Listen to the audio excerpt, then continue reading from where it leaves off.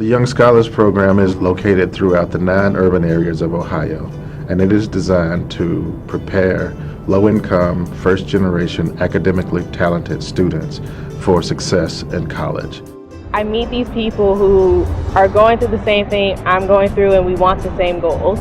We want to go to OSU. That's our school, and what I like most is that this program gives really kids an opportunity to get that dream in their grasp. Some of us who are first-generation students who come from families that had never attended a college have no concept of what that really means and how much it can mean to your life, how it can change your perspective on the world. And having been one of those first-generation students, this program has a particular poignancy to me, a particular relevance, and a pride that I take as being a part of Ohio State. And it really did change my life, change my way of thinking, and made something that wasn't even on my radar, meaning college, a reality for me. It structures a child to see that, okay, someone out here cares, that they're giving.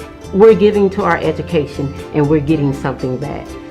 I know that often young people feel very disconnected from their communities. The Young Scholars Program in particular helps students and perhaps their parents who have never volunteered anywhere before to realize that they have a place in their communities with something really important to do.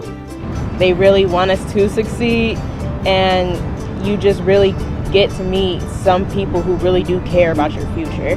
Somebody had a vision for us coming to the campus one day, to be freshmen, sophomore, juniors, seniors, graduating from campus, and everything that they did for us early on helped it happen for so many of us.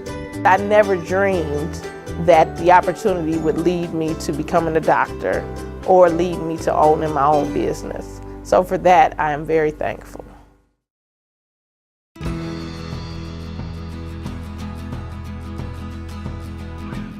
We work to solve problems related to unemployment, food security, healthcare, and energy.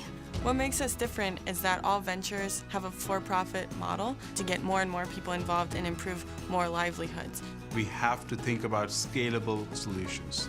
It starts with listening and identifying what the problems are. And you can go to a community and build a greenhouse for them, but there are thousands and thousands of communities like those. How do we design something that's going to be able to spread throughout Eastern Africa? All our solutions are market-based, and what's really exciting for us is that this entire model is perfectly self-sustaining. The solutions are definitely not all engineering-based. Because the problems we're facing in communities are not a single discipline. It requires a holistic solution. So it really has brought together students from many different disciplines. And so you're learning from them at the same time. And you're also having the chance to do research as an undergrad. They're taking information, testing research designs, and bringing back what they learned from communities to improve their research design. It's just a wonderful example of engaged scholarship. We need people to believe that this is what universities should be doing. And over time, you kind of build this critical mass of students and faculty, and that's how you kind of change the culture of the campus.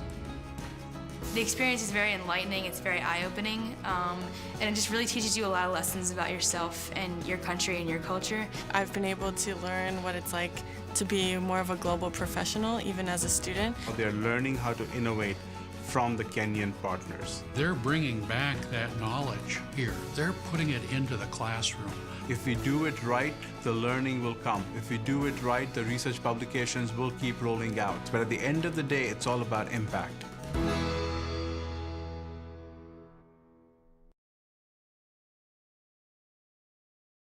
The University of Idaho McCall Outdoor Science School is located on the College of Natural Resources McCall Field campus, bordering the state's premier wilderness area.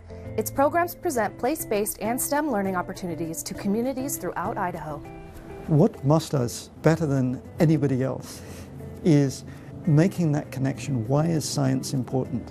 You're sitting in a classroom, you've been learning math for 5 years, and then you go to Moss and you get involved in a scientific problem where you're having to use those skills and you can see the impact. Moss's place-based, web-based, and extension outreach programs allow them to share, teach, and work with K-12 students and teachers everywhere, forming a critical link to strengthen Idaho's STEM education opportunities. Graduate students from the College of Natural Resources teach thousands of students each year, all while continuing their own education. This creates a dynamic and mutually beneficial partnership between the K-12 community and the University of Idaho. The curriculum has evolved tremendously to be very much place-based, to be very much driven by the creativity and imagination of the graduate students that we have here. Students in Idaho get tested in science in 5th grade, in 7th grade, and in 9th grade. I've watched my test scores go from, I think the first year it was like 65% of my class was proficient in science. It's a pretty challenging test. And every year it has grown, and last year was the first year we actually achieved 100% proficiency. So I'm pretty proud of that.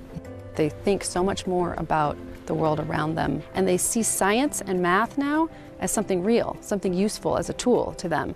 Some of the innovations that they're working with are out there for everybody to use. So from the EPSCoR perspective, we've been deeply impressed and very pleased with the impact that Moss has had. But it's a journey, and we're very interested to see where they go next.